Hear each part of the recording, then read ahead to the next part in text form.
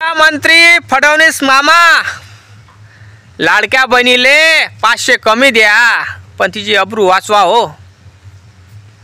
कारण हा कलियुग आहे.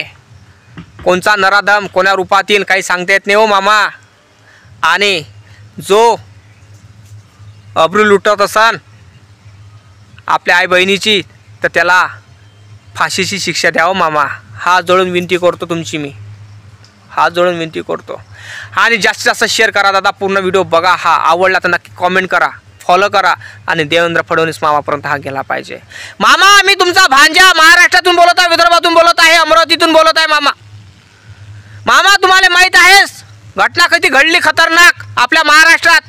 मालेगाव तालुक्यातील एक 3 ते 4 वर्षाची चिमुकलीचा छळ केला आणि तिच्यावर तिची अब्रू लुटली आणि तिला एका नराधमाने दगडाने मारलं, दगडाने ठेसलं मामा. आणि पुरा महाराष्ट्र हा जनजल्लोष करून झाला, दुःखाच्या याच्यामध्ये लोळवलेला आहे. आणि न्यूजमध्ये सोशल मीडियावर जास्त करून तेच दाखवत आहेत मामा. तर मामा ह्या तुमच्या भांजीला न्याय द्या, हे माझे म्हणणं आहे. तुमच्या लाडक्या बहिणीला न्याय द्या मामा. कारण तुमच्या आता असण्याची भली गरज आहे बरं. कारण तुमची गरज आहे आता तुमच्या बहिणीला. तुमच्या पैशाची नाही गरज मामा, तुमच्या असण्याची गरज आहे, तुमच्या कायद्याची गरज आहे, तुमच्या कानूनची गरज आहे मामा. तुम्ही मुख्यमंत्री आहात. तुमच्या बहिणीनं तुम्हाला मतं दिले कशासाठी? का तुम्ही तिचे भाऊ आहात म्हणून.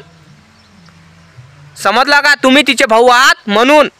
तुम्ही 1500 रुपये नाही दिले तरी चालते, पण तुमच्या बहिणीची अब्रू वाचवा मामा. 3 ते 4 वर्षाची बहीण आहे तुमची, भांजी आहे, तिचंही अब्रू वाचवा मामा. आणि जो नराधम शोषण करत असन, अब्रूची तिच्या इज्जतीचं शोषण करत असन, त्याला शिक्षा द्या मामा, त्याला शिक्षा द्या. तुमची मामा शिक्षा नसन होत तर पब्लिकच्या समोर त्याला लोटा, गलीवर लोटा, पब्लिक त्याला सांभाळन मामा. हे माय हात जोडून विनंती आहे सगळ्या पब्लिकला, माझ्या फॅमिलींना, माझ्या महाराष्ट्रातल्या लोकांना. हा जास्तीत जास्त शेअर करता व्हिडिओ मामा. 4 वर्षाची पोरगी पासून तर 70 वर्षाची बाई मामा, ही खुल्याम घुमू शकत नाही, खुल्याम फिरू शकत नाही. असं कसं मामा? तुमचं सरकार, तुमचे जे वादे जे तुम्ही केले होते तुमच्या बहिणीसाठी, तुम्ही फक्त का पैशासाठीच तुमच्या लाडक्या बहीण बनवल्या होत्या का हो? खासदारकीच्या वेळेस लाडकी बहीण नव्हती, जाऊ द्या. आमदारकीच्या वेळेस तुम्ही लाडकी बहीण केली ना महाराष्ट्रात. का तुम्ही पैसे वाटून लाडकी बहीण चालू केली काय? मला सांगा. पैशाच्या निर्धारितच आहे का फक्त लाडकी बहीण? तुम्ही तिची अब्रू वाचू शकत नाही काय? नसन अब्रू वाचू शकत तर मग तुम्ही कशाचे तुम्ही लाडके भाऊ? कशाला लाडके भाऊ म्हणता तुम्ही? महाराष्ट्राच्या बहिणीची तुम्ही लाडके भाऊ आहात, पण बहिणी महाराष्ट्रातल्या म्हणते का आमचा मुख्यमंत्री देवेंद्र फडणवीस हा आमचा लाडका भाऊ आहे, आमचा भाऊ आहे. कारण आम्हाला दर महिन्याला पैसे देते, दर महिन्याला 1500 पाठवते. आणि तुम्ही काय म्हणता? हा माझ्या महाराष्ट्रातल्या बहिणी माझ्या लाडक्या बहिणी आहे, तिचा भाऊ पाठीशी आहे, मी सगळ्यांचा मामा आहे. मग मामा तुम्ही पण माझे मामा आहात, म्हणून मी तुम्हाला सांगून राहिलो का तुमच्या भाषेची इज्जत लोक लुटून राहिले. तिच्याकडे बघा. कारण तुम्ही नाही बघणार तर मग कोण बघणार? कारण तुमची गरज आहे आता. कारण तुमची गरज अशा नाही का तुमच्या 1500 रुपयांना गरज नाही आहे हो तुमच्या लाडक्या बहिणीची. आता तिला तुमची गरज आहे तुमच्या कायद्याची, तुमच्या कानूनची मामा. 3 ते 4 वर्षाच्या भांजीचा बलात्कार होऊन राहिला, तिचा शोषण करत आहे, तिची इज्जत लुटत आहे मामा. आणि तुमचं कानून काहीच करून राहिलं नाही. तुम्ही मग असून आणि नसून काहीच कामाचे नाही हो. तुम्ही म्हणता ना का माझ्या महाराष्ट्रातली बहीण ही माझी लाडकी बहीण आहे, म्हणता ना, तर मग काय म्हणता? फक्त म्हटल्यानं होते काय? आता तुम्हाला करायचं आहे. त्या नराधमानं तिची इज्जत लुटली तर त्याला शिक्षा द्या मामा.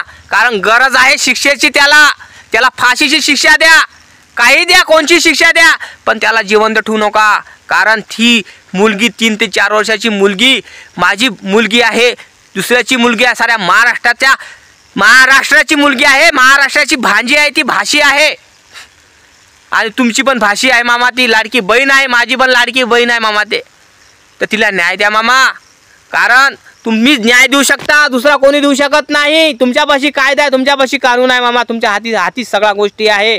कारण तुम्ही मुख्यमंत्री आहात, तुम्हालाच तुमच्या बहिणीनं खुर्चीवर बसवलं संरक्षण करण्यासाठी. मग तुमच्या बहिणीची तुम्ही इज्जत वाचू शकत नाहीत. तुम्ही कशाचे तुम्ही लाडके भाऊ? छत्रपती शिवाजी महाराजांचं जेव्हा राज्य होतं, शासन होतं, तेव्हा कोणची योजना नव्हती मामा, कोणती काहीच योजना नव्हती. फक्त तेव्हा योजना कोणची चालायची? फक्त चालायची माझी लाडकी सुरक्षित योजना, माझी लाडकी बहीण सुरक्षित योजना चालायची. न पैसे वाटून, तरीही 3 वर्षापासून तर 70 वर्षापर्यंत म्हातारी बाई राहायची ना, तरी तिची इज्जत सुखरूप राहायची मामा. आता तुम्ही पैसे देऊ नये, तुम्ही असतानाही छाती ठोकून सांगता का माझी बहिणीची सुरक्षा माझ्या हाती आहे, तरी तुमच्या बहिणीचा केला जातो, तिची अब्रू लुटल्या जाते. मग का अब्रू एवढी सस्ती आहे का हो महिलेची? अब्रू एवढी सस्ती आहे का महिलेची का तिची अब्रू लुटल्या चालली? मामा असे कसे हो तुम्ही? मी तुम्हाला सांगतो की बा हिची अब्रू वाचवा. बहिणीला पैसे देऊ नका, बंद करून टाका, तुला टाका ते लाडकी बहीण योजना, काही गरज नाही. फक्त तुम्ही तुमच्या बहिणीची अब्रू वाचवा, हे माय म्हणणं आहे. समजलं काय? कारण तुमच्या बहिणीची अब्रू वाचवणं हे गरजेचं आहे. आता गरजेचा काळ बनलेला आहे. कोणता नराधम कसा तुटून पडन काही सांगता येत नाही मामा.